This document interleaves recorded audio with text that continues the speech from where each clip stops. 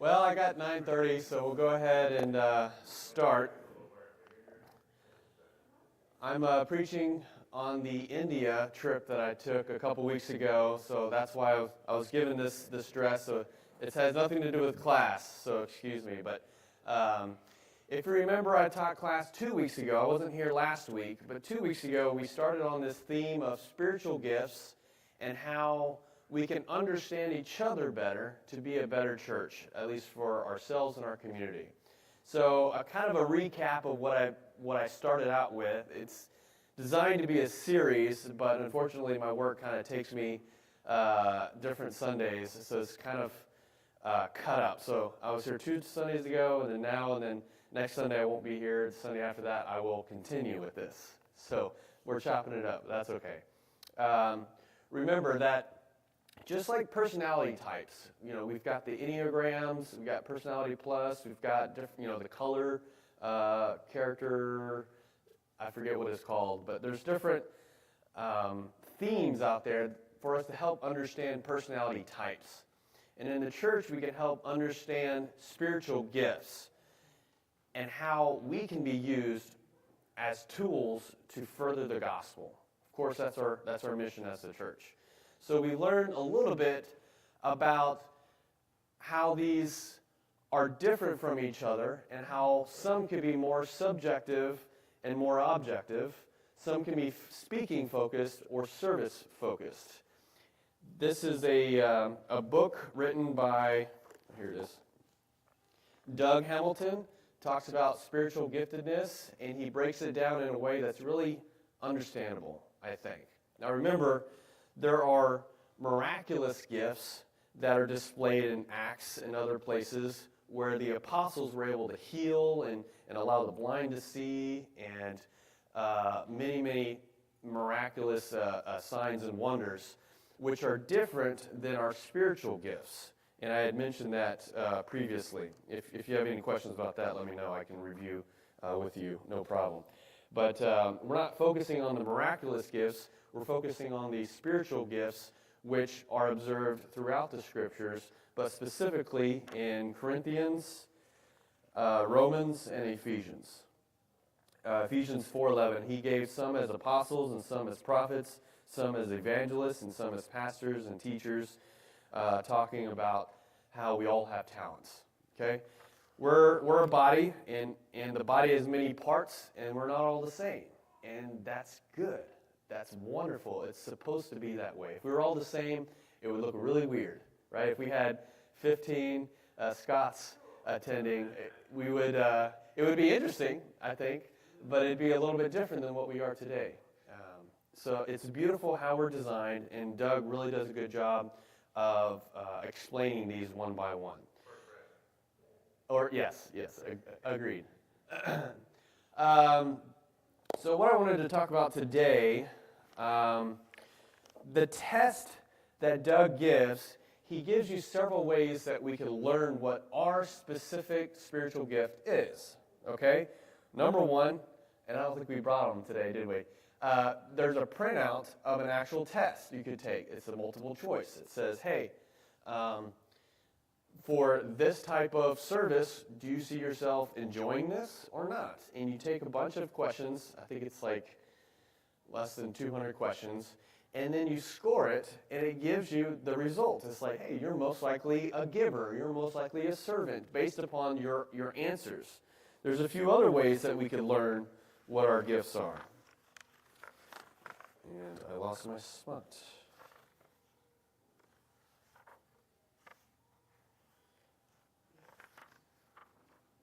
One second.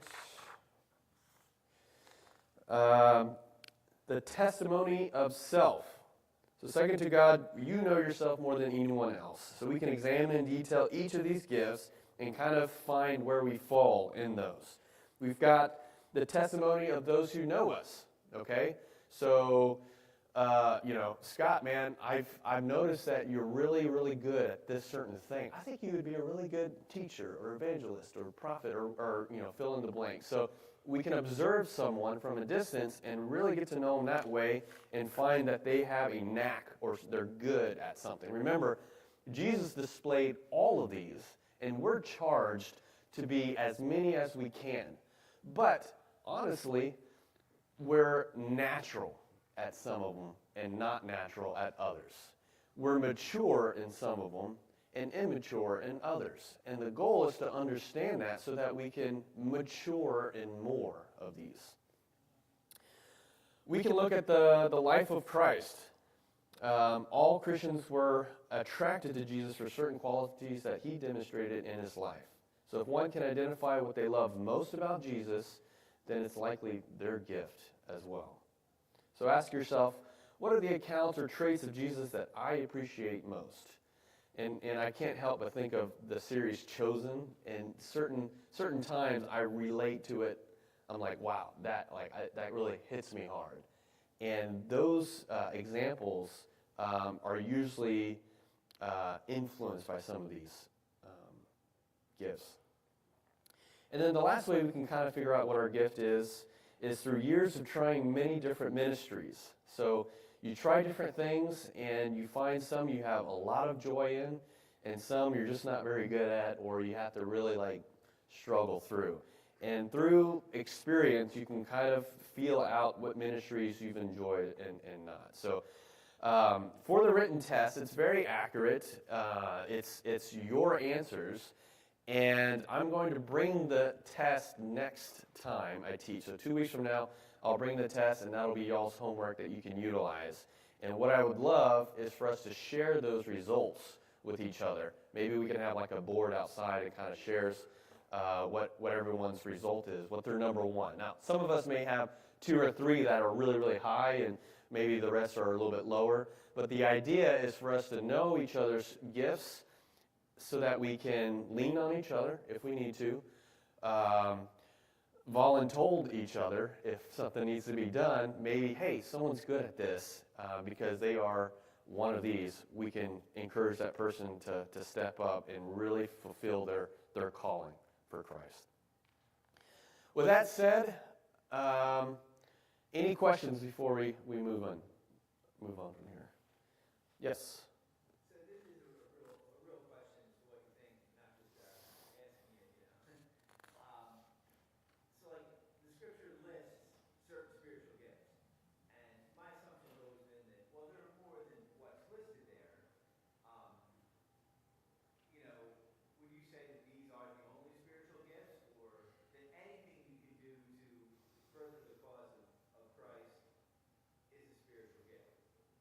Yeah, I think that's a fair point. I think we can read the scriptures and say there's lots of good things we can do for somebody, like maybe a singer. Maybe you're a really good singer. Well, I don't see singer on here, so nope, you can't do that, right?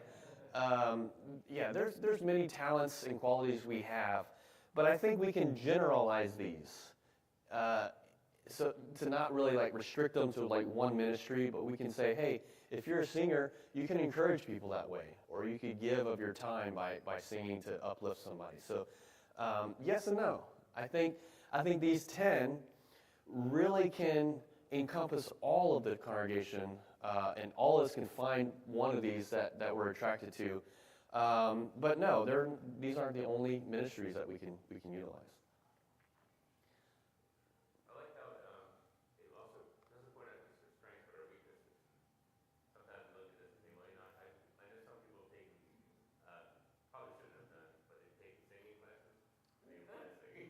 Well, gently push them away from this. All joking aside, it's great that it helps us not to see our strengths but our weaknesses. I kind of appreciate that. Well, thanks for that. That's a great segue to what we're going to talk about next. I would like to talk about the strengths and weaknesses of each one of these and kind of give some examples so we can better understand these before we take the test. Right? You take the test and you can say, wow, this is my ministry. This is something I've been passionate about. And maybe you already know, maybe you don't know. But the more we learn about them, the better. So I'm just going to start with apostle. Okay? In the scriptures, we read about the apostles. Now, I know what you're thinking. Oh, apostles refer to the 12 that Jesus sent out, right? His 12 apostles. Well, apostles was used in different ways. So yes, it was referred to as the 12 that we know and we read about in the Gospels, but also it was referred to other disciples that followed Christ. And we can see in many verses here, Acts, Romans, 2 Corinthians, Galatians, Philippians. Just as an example, Philippians refers to Epaphroditus, translated messenger, and he was not listed among the apostles. If you translate the word apostle or apostleship, it's basically sent out with the message. And we know that Jesus sent the 12 out with the message, and we read about it in the Gospels. But just as Paul and Barnabas were called apostles, Barnabas was not listed among the apostles or the 12 that we read about with Jesus. So the apostles is a general term translated to mean sent with a message, which we use today with a more modern term. We say missionary, and we think of that as someone going out with a message. So Doug, in his book, uses missionary as this equivalent term of apostles. So once we understand that difference, we can understand that we are apostles if we become missionaries and we're sent out with this message.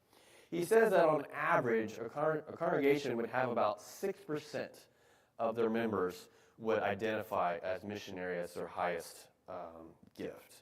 So who is the missionary? Missionary is one who deeply desires to start congregations where none exist. Their passion is to facilitate the formation of churches.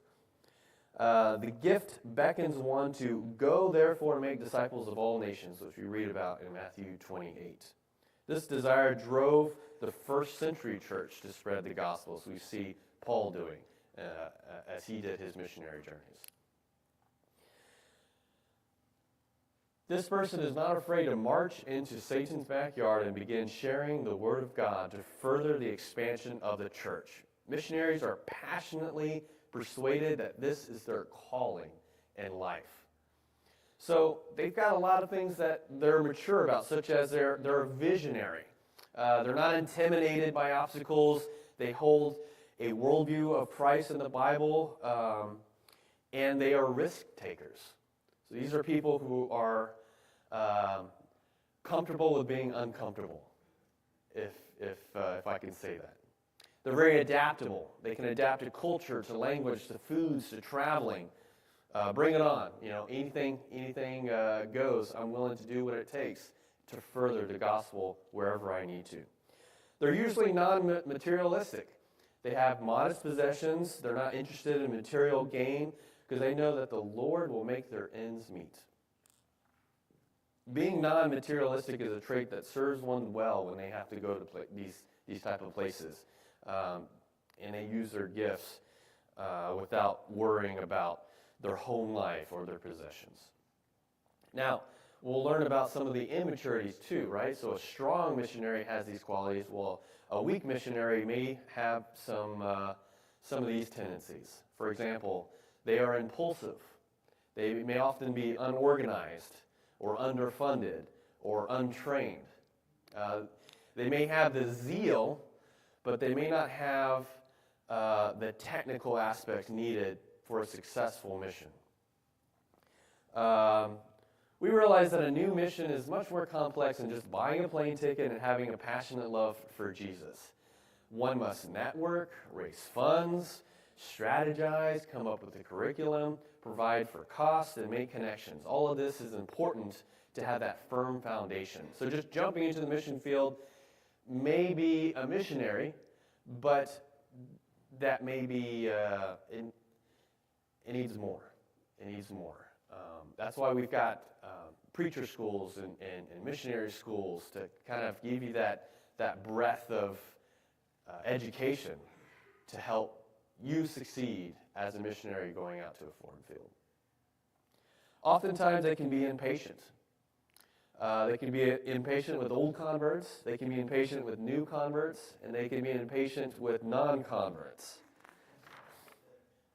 They want to see the church grow, and they're passionate about it, but they may be quick to kind of move on when they don't see growth, which can be frustrating to those that need a strong apostle, a strong missionary.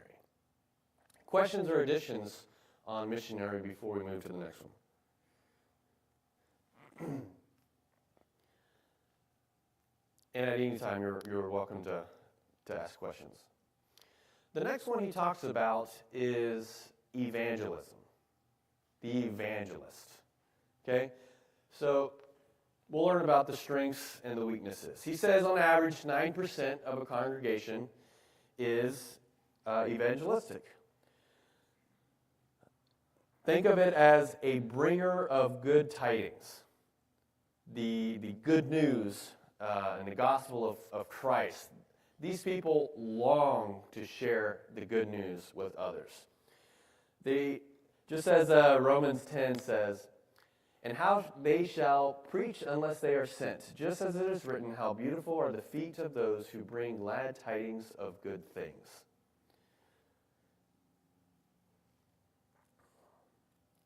So, some of the strengths of an evangelist is that they're very personal people. They get along well with others. They are tolerant of others. They are upfront with others. And they're motivating. So they're expressive in their speech. They're extroverted in their personality. They're persuasive. And they're vocal. They love to talk about Christ, his death, burial, resurrection. They love to talk about salvation and eternity or heaven. That brings them joy to talk about some of those things. A mature evangelist refuses to be distracted by fruitless discussions about the peripheral issues and will always bring the discussion back to the gospel. No matter where they open the Bible to, they possess the passion to bring it back to the cross of Christ. So you may see yourself as having that inner desire to really share the gospel, and that's what the evangelist is. Now, there are some negatives and some immaturities that they may have a tendency to have. And some are these. They are emotional. They tend to be up and down. They tend to be prideful. And sometimes they're loners. They may be impulsive, impatient. They interrupt conversations. May act without thinking. And to the immature evangelist, there's a need to force people to see the cross instead of allowing them to do so. So they might view questions as challenges to the message and cut off people a bit too early because they want to go back to what they're trying to talk about. They can be intense. They may push others too hard. They may be insensitive, and they may overwork. So we want to emulate the positives of the evangelist and not the negatives of the evangelist. And learning these are definitely helpful. So they're more objective. Remember, think objective and subjective. Think of it as act now, pray later, or pray now and study later, right? Or I'm sorry, study now and pray later. And this is pray now and study later. That idea of we're gonna do something now and then we'll figure it out later. And these people are like, well, let's get the facts and then we'll move forward. It's a very fact-finding evangelist there. Okay, let's learn about the next one. The passion of confrontation. The prophet. Where's our prophet? Here. The passion of confrontation. About 3% of the congregation will test in this gift. The word prophet in the Greek is pro, meaning for or front. To make known one's thoughts is this gift. The first century church had the miraculous gift of prophecy, as well as 8 other miraculous gifts. In lieu of the New Testament, which had yet to be completed, John wrote about, when John the Apostle died, being the last survivor of the 12, the transfer of the gifts would not have continued, which we've learned about the last class. They bestowed laying on the apostles' hands, and the Roman Christians apparently were not established in this area. Paul remarked in Romans 1, "For I long to see you in order that I may impart some spiritual gift to you, that you may be established."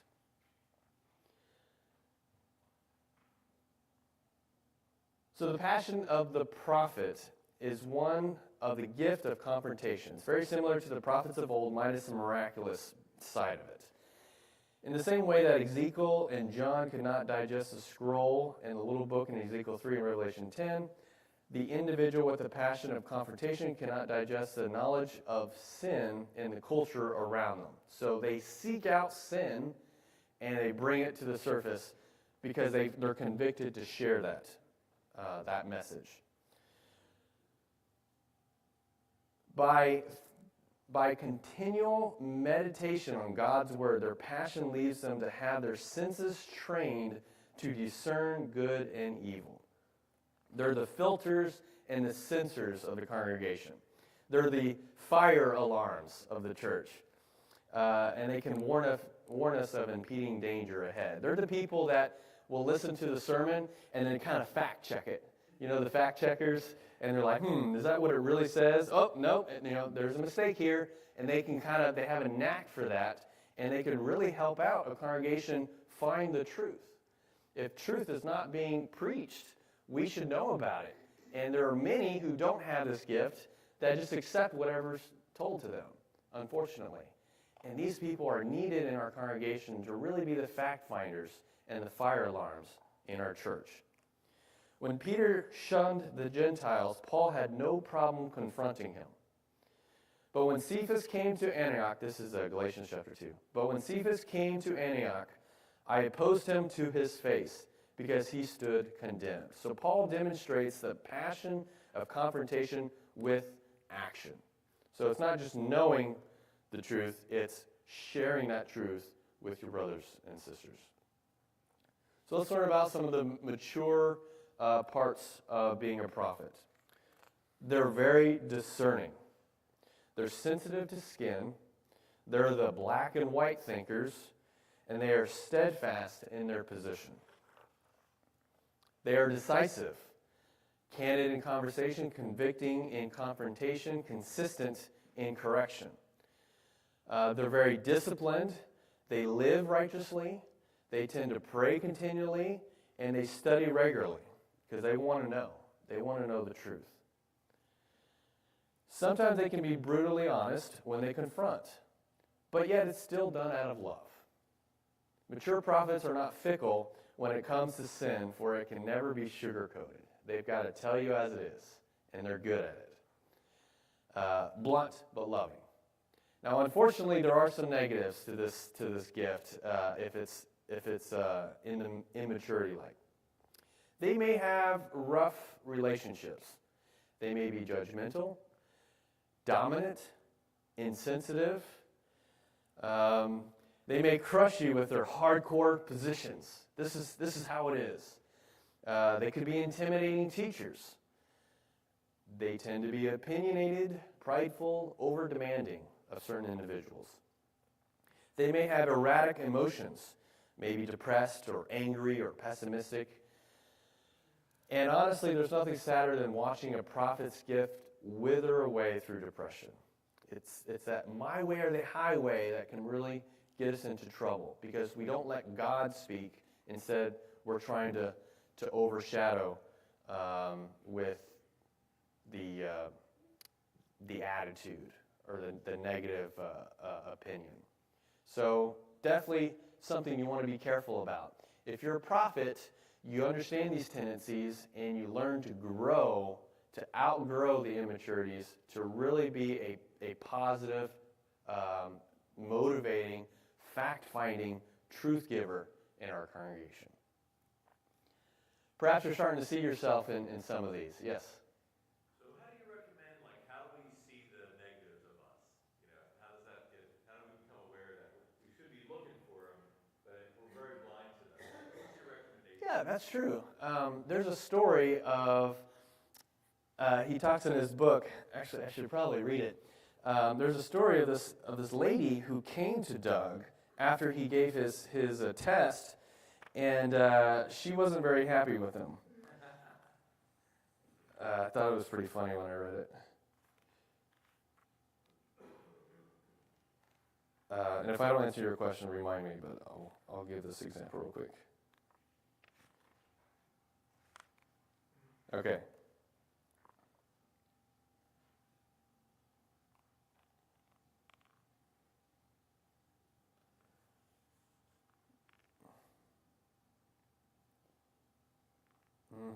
No, that's a different one. Well, the story goes, she was complaining to Doug after realizing that she tested as being a prophet.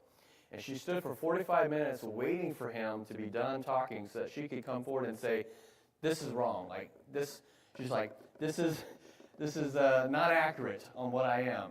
And he goes, really? And she's like, yeah, the test is not accurate. And he goes, well, you understand you waited for 45 minutes to talk to someone bigger than you, stronger than you, about something that he just talked about and he's an expert in, to tell him that he's wrong. He's like, you're definitely a prophet. That proves it. And she goes, well, I don't want to be a prophet. Because she saw herself as a different role in the church, and that judgmental type of role she didn't like. Right? So maybe she didn't see the negatives that she was emulating. Instead, she wanted to be the positives of some of the other gifts. And he was able to share with her that not only is it needed for her to kind of be the fire alarm in the congregation, but he gave her examples of ministries that she could take advantage of because of the gift. And she was more accepting and learning of it. But that example reminded me, like, she didn't want it because she didn't like the negatives, and she didn't think that she had the negatives. And he's like, you definitely are, just from what you told me. So your question was, how can we know some of the negatives if we're blinded to them? And I think the answer may lie whoever's closest to you may be able to share those with you. I know personally, I'm high in prophet, and missionary and giver, and my family will be the first to tell you that I'm judgmental at times, or that I come across strongly, or I'm not sensitive to certain areas, and they're just like, Sean, you need to chill a little bit because you're coming across this way and it's not good. And I'm like, oh yeah, okay, yeah, all right. So hopefully friends and family can kind of help you with that if you are blind, and then the test may kind of shine some light on that as well. And a big part of that maturity is hearing that. Even though it's not going to be delivered well. Nobody delivers criticism well, almost. If we can be mature enough to be silent, not agree at first, but then after over the weeks, like, you know what, there's a lot of truth in what that person says, just kind of chew on it. Very good, thank you. What I was going to say is that I'm not sure if this is because these past couple of years I've spent a lot more time alone, like when I don't have to care for the home and the kids and stuff like that. So, yeah, God will show you. Like you said, sometimes when you hear things, especially when you're in a space of growing, you become slower to speak, as you grow up, and try to just listen. Like I try not to count anybody's opinion out at the top. You know what I mean? I might like really. It may be shocking to hear, but I need to play with it and see like how could they get that? Where did they get it from? Like what did I do? You know what I mean? And sometimes you don't want to acknowledge that you're sucking in that area, but I think that's also part of maturity to own the fact that I do need to do better here. Even if it's 20% right. Right. We got to be able to glean that out, I guess. Yeah. Yeah. It can be tough to hear. If you don't want to hear it, it can be tough to hear, to say, I don't think that's me. But if people are telling me, then I could probably improve on it and think about it and study more. Yes, Tony?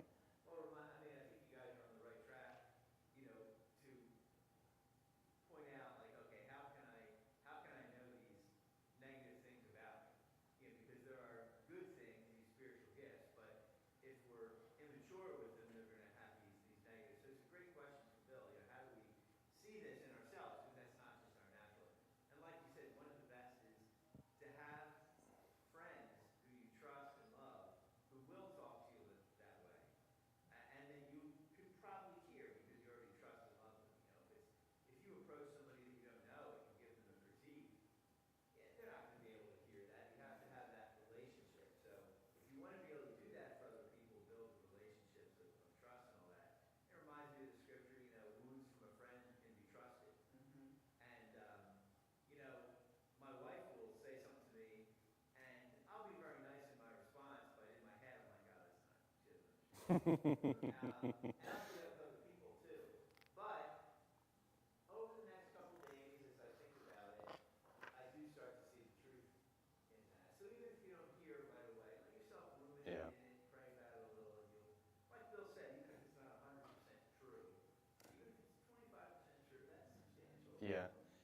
hear what they're trying to say, let it simmer, and there may be some truth in it that you realize later. Yes?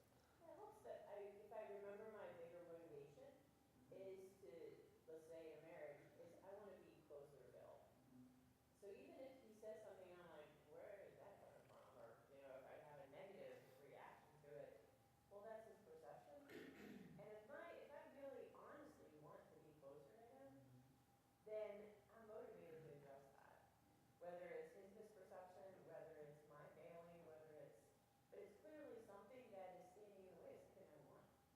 And so that makes me not just, well, I'm going to be benevolent and listen to him and decide for myself if this is true. It's, wow, here's this roadblock I didn't expect, and I want it out of here. So that's what motivates me to listen with a compromise. Excellent. Yes. Scripture says, consider others better than yourself. And another person who says something similar is every person is my superior that I can learn something from. So I think that's the beauty of the church is everybody on this chart right here, if they approach us and say something to us, we can't dismiss it. And my life philosophy is I truly believe that at any given moment I'm 80% of the time wrong. I take that automatically. I use it for the batting average. So if you bat 200, you're doing well. So I take this approach. If somebody comes up to me and they have an issue, I'm not going to dismiss it. I'm going to humble myself and really do some introspection.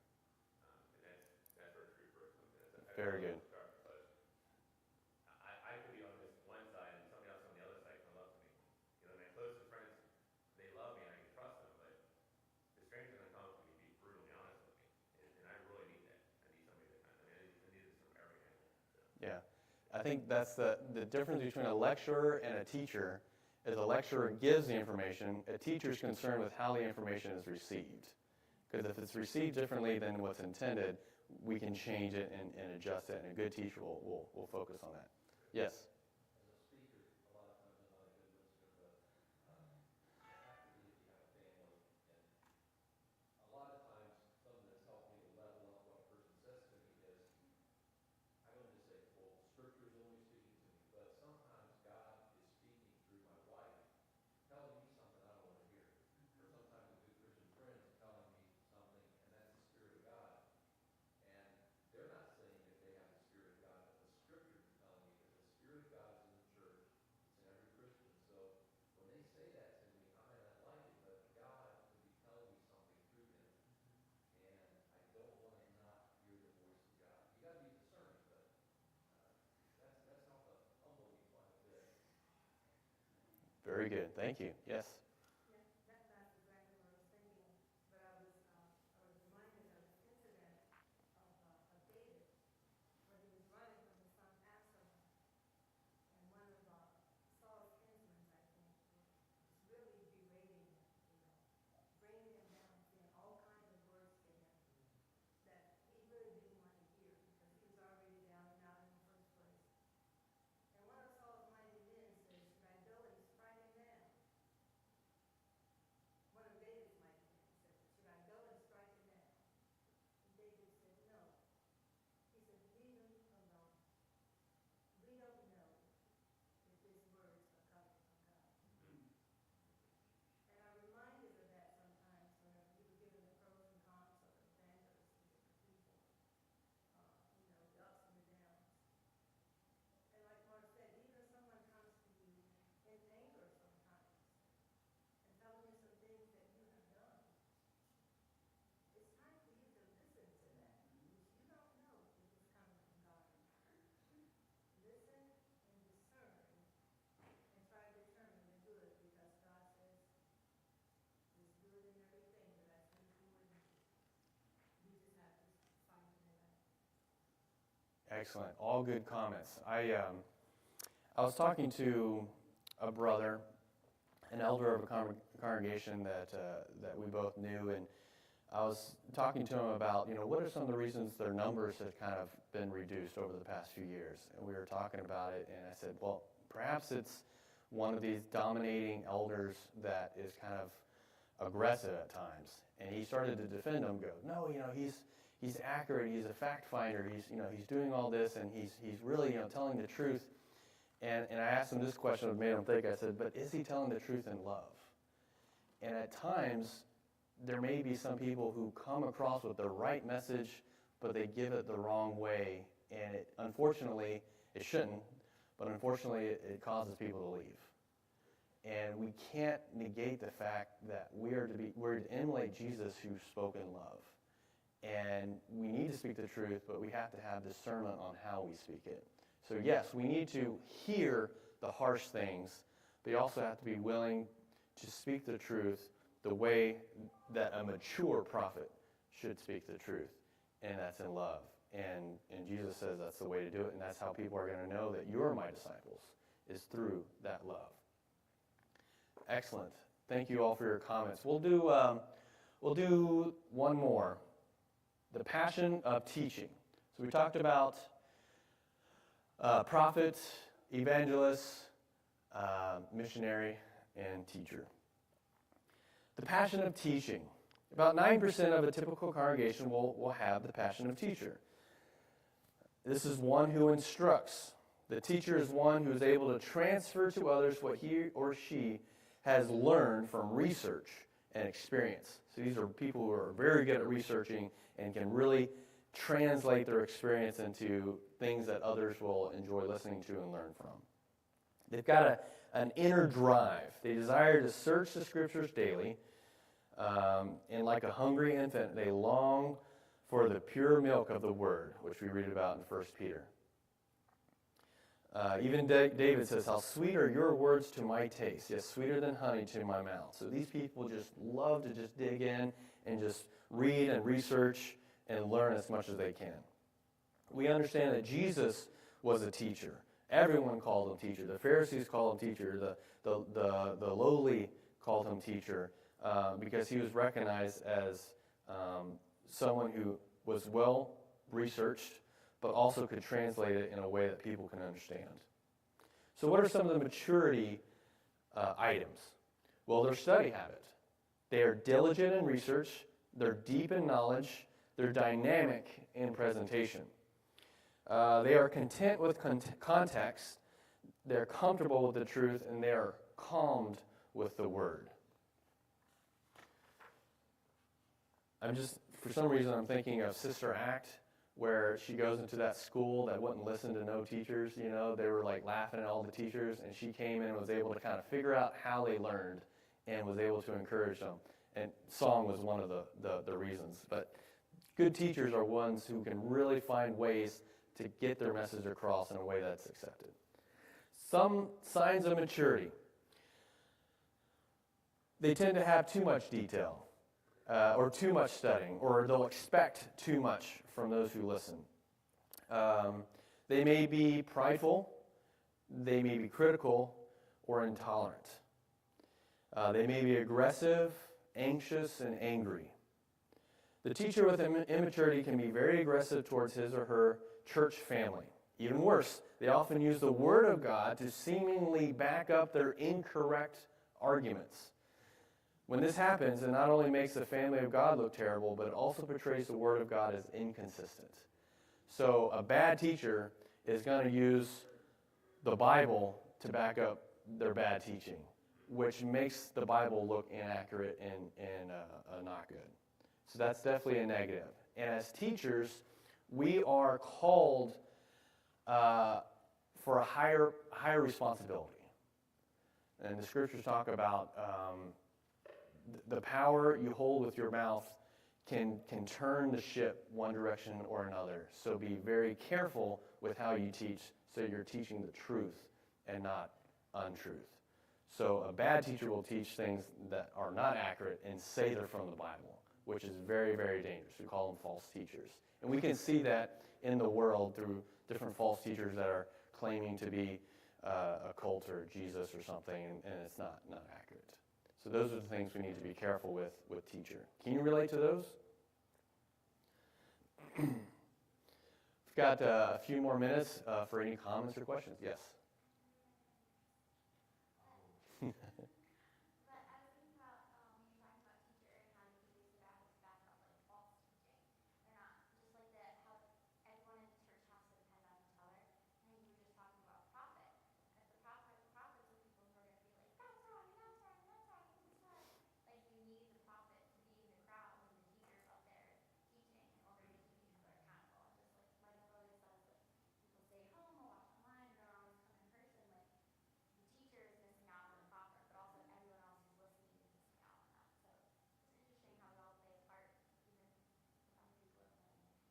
That's exactly right. What a very cohesive, well-oiled congregation when something inaccurate is talked about, someone can alert, And it doesn't have to be like, someone yells up here, false teacher. Like, it doesn't have to be obvious or anything. Like, sometimes a text, hey, Brother Mark, on your lesson you talked about this. I'm actually curious.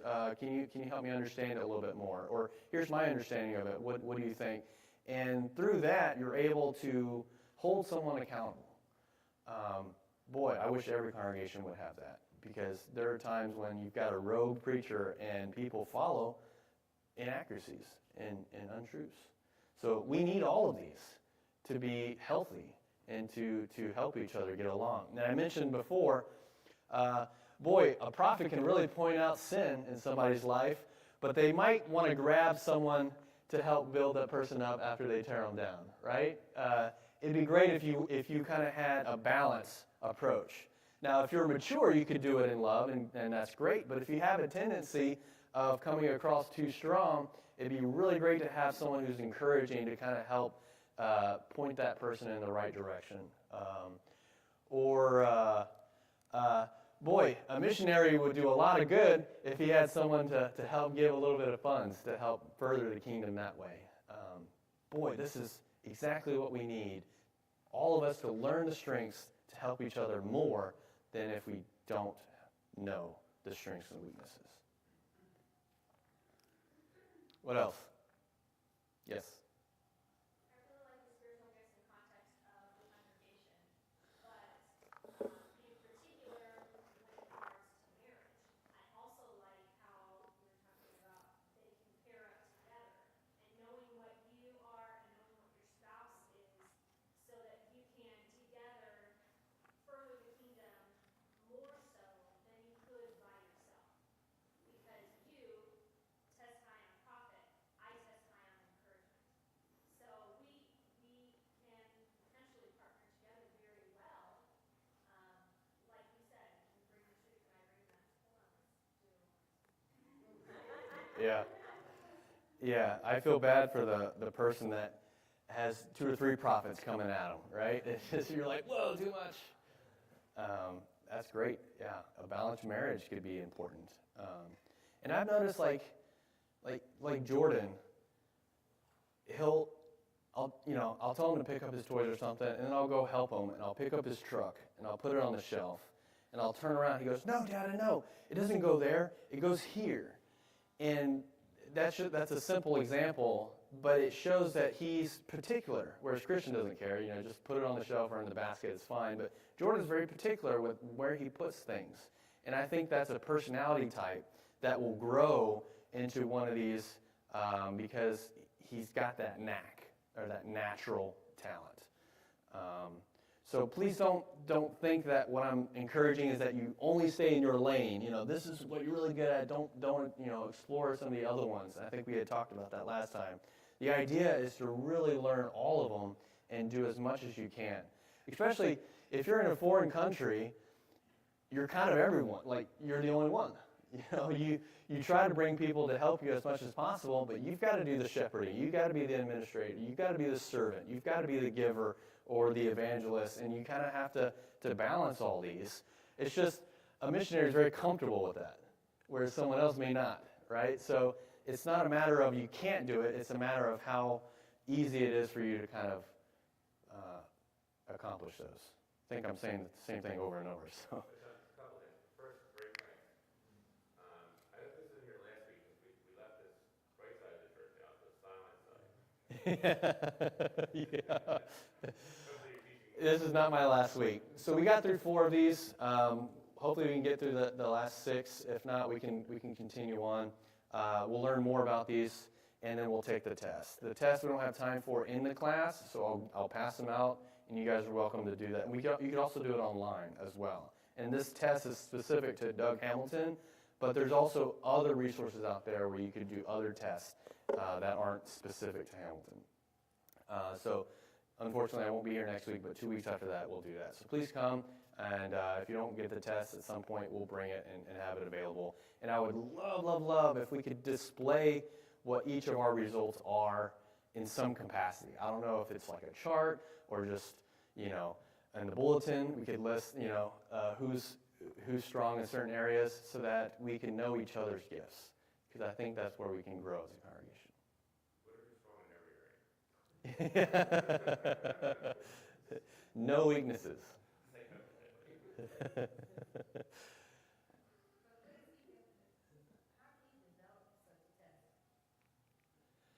That's a good question. I'm not sure. Probably trial and error.